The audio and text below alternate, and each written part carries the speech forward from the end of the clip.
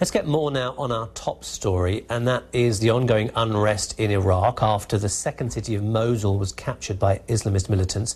They are now said to be advancing on other towns. With me is our World Affairs correspondent, Emily Buchanan. So this is a developing situation in Iraq. We were just talking earlier to the bureau chief of the Agence France Presse, who happened to be in London, talking about how it was possible for this group ISIS to sort of sweep in to western Iraq.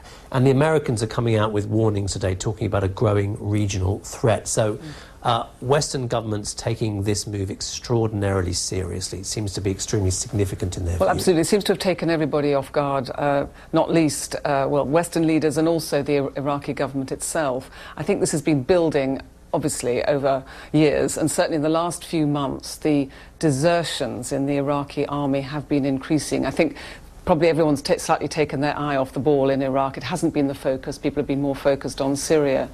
But the will of the Iraqi army has sort of been dribbling away, as it were, as it's been fighting this increasingly powerful and focused insurgency in the north and west. And there's been a lot of talk about people simply deserting, handing over their uniforms. It's just been too dangerous as they've faced waves of suicide bombers. And of course ISIS has been pushed out of some parts of eastern Syria, so it lost the city of Aleppo.